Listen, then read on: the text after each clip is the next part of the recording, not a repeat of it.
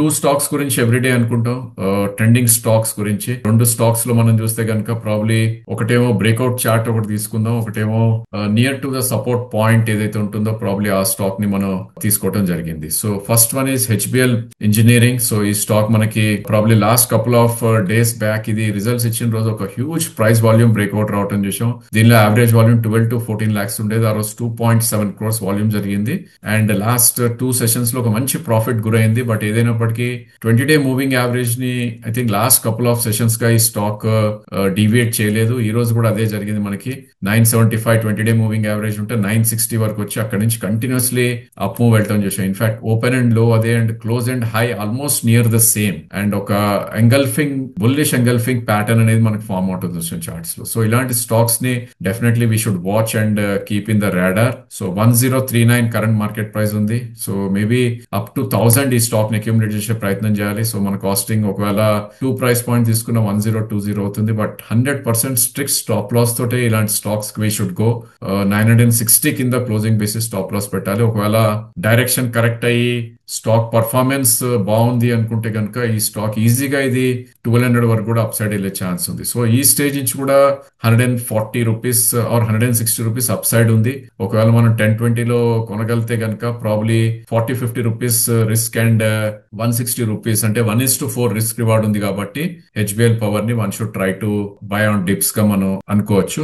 And అదే విధంగా రెండో స్టాక్ మనం చూస్తే కనుక ట్రెంట్ గురించి. సో ఈ స్టాక్ కూడా ప్రాబ్లీ లాస్ట్ టైం మనం చూస్తే కనుక 4488 దాకా వచ్చి 6200 దాకా కూడా వెళ్ళటం చూసాం. I think bad results 4 days back gap down. But good thing ఏంటంటే ఒక హ్యూజ్ వాల్యూమ్ బ్రేక్అవుట్ లో ఏదైతే ఉందో 4262 ఒక ఎక్స్టెండింగ్ బాటమ్ అనేది ఫార్మ్ అవుట్ అని చూసాం. అండ్ ఆ లో కట్ చేయలేదు. సో లాస్ట్ 4 sessions గా సైడ్ వేస్ లో ఉన్నప్పటికీ ఈ స్టాక్ 4260 అనేది ఒక మేజర్ సపోర్ట్ ఉంటుంది. అదే స్టాప్ లాస్ మనం చూస్ చేసుకోవాలి. కరెంట్లీ 4390 ఉంది అంటే 130-140 పాయింట్స్. సో ఒకవేళ ఇండెక్స్ మేనేజ్మెంట్ కనుక ఈ స్టాక్ ని యూజ్ చేస్తే కనుక రేపొద్దున సెక్టర్ రొటేషన్ తోటి ఎఫ్ఎంసీజీ నేమ్స్ లో బయింగ్ వచ్చిందంటే కనుక ఇది ఈజీగా ఈ స్టాక్ ఏదైతే గ్యాప్ క్రియేట్ అయిందో 4580 నుంచి 4620 వరకు అప్ సైడ్ వెళ్ళే ఛాన్సెస్ ఉంది. సో అప్ సైడ్ ఈజీగా 200 పాయింట్స్ మనకు కనిపిస్తుంది. Down side only 100 points. కాబట్టి ఈ స్టాక్ కూడా ఎంత వీలైతే అంత డిప్స్ లో ఉంటే ప్రాబ్లీ అదొక మనకి అడ్వాంటేజ్ ఉంటుంది. సో మనం ఎవ్రీడే ట్రెండింగ్ స్టాక్స్ డిస్కస్ చేసేది ఓన్లీ ఫర్ స్టాప్ లాస్ పెట్టి వాచ్ చేయటాకే గానీ ఇట్స్ నాట్ ఏ కాల్ అని మనం అనుకోవచ్చు. బికాస్ చాలా మటుకు ఈవెన్ స్టాప్ లాసెస్ ట్రిగర్ అయినప్పటికీ మనం రిస్క్ టు రివార్డ్ కరెక్ట్ గా పెట్టుకుంటే కనుక probably will not lose money. So idea తోటి మనం ట్రెండింగ్ స్టాక్స్ ఇవ్వడం జరుగుతుంది. ఎవ్రీడే 2 స్టాక్స్ గురించి డిస్కస్ చేస్తున్నాం. బట్ డెఫినెట్లీ ఇన్వెస్టర్స్ కానీ ట్రేడర్స్ కానీ వాళ్ళ రిస్క్ అపెటైట్ ని బట్టి they should try to do a trade. Otherwise one can ignore these kind of calls.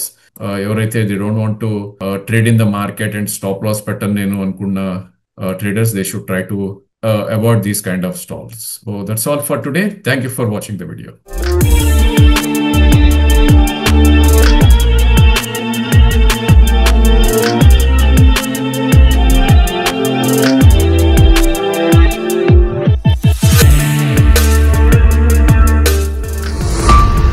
ఈక్విడియస్ research channel కి సబ్స్క్రైబ్ చేసుకోండి. వీడియో నచ్చితే లైక్ చేసి మీ ఫ్రెండ్స్ అండ్ ఫ్యామిలీకి షేర్ చేయండి. బెల్ ప్రెస్ చేస్తే వీడియో నోటిఫికేషన్స్ అన్ని వస్తాయి. Please do like, share and subscribe our channel.